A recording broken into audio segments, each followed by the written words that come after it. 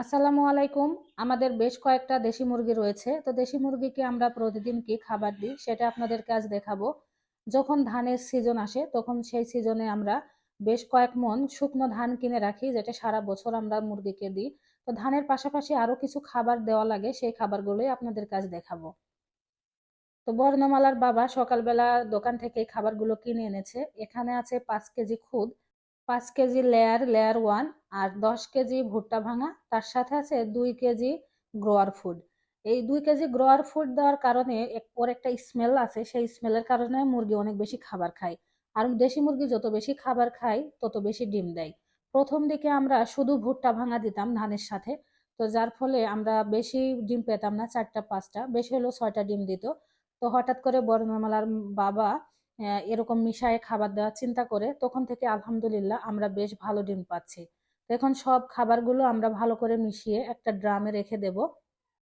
এর পাশাপাশি বর্ণমালার বাবা মাঝে মাঝে মাঠ থেকে সবুজ ঘাস কেটে আনে, যেটা আমরা মুরগিকে দিয়ে দিই।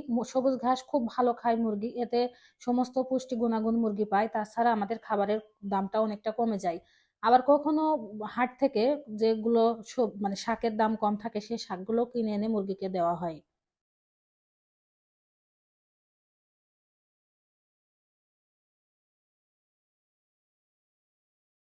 তুমি খাও না কেন? তুমি খাও না কেন? তুমি খাও না কেন তাই বলো।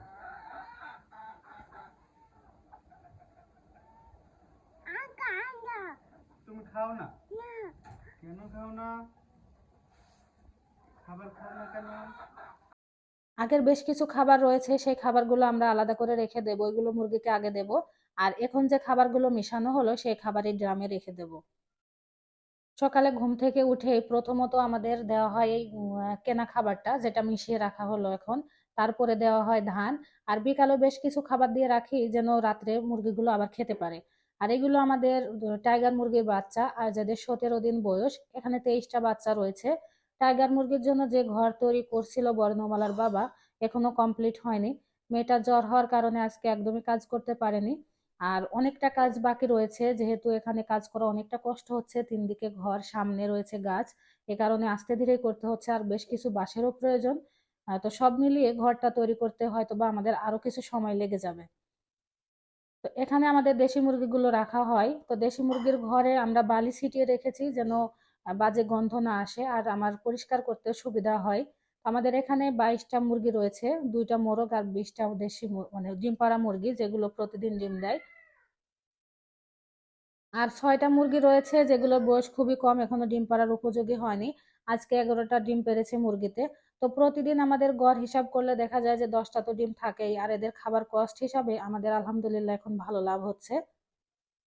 সব থেকে বেশি ভালো হবে ডিম ফুটালে, এ কারণে আমরা ভেবেছি আজ 2-3 দিনের ডিম রেখে দেব। যেগুলো ডিম আমাদের জমা হবে সেগুলোই আমরা ইনকিউবেটরে দিয়ে দেব। আমাদের ইনকিউবেটরে এখন চীনা হাঁসের ডিম বসানো আছে। তো চীনা হাঁসের ডিম থেকে বাচ্চা বের হতে অনেক দিন সময় লাগে, আর মুরগির ডিম ফুটে বাচ্চা বের হতে 21 দিন সময় লাগে। এ কারণে আমরা বেশ কিছু ডিম জমা করেছি, এই ডিমগুলো আজকে ইনকিউবেটরে দিয়ে দেব। দেখা যাবে যে 2-4 দিনের এদিক ওদিকে আমাদের ইনকিউবেটর থেকে এই মুরগির ডিম আর হাঁসের ডিম একই সাথে ফুটে বের হবে। এতে করে আমার মানে বিদ্যুৎ খরচও কমে যাবে, আর তাছাড়া সময়টাও অনেকটা বেঁচে যাবে আমাদের।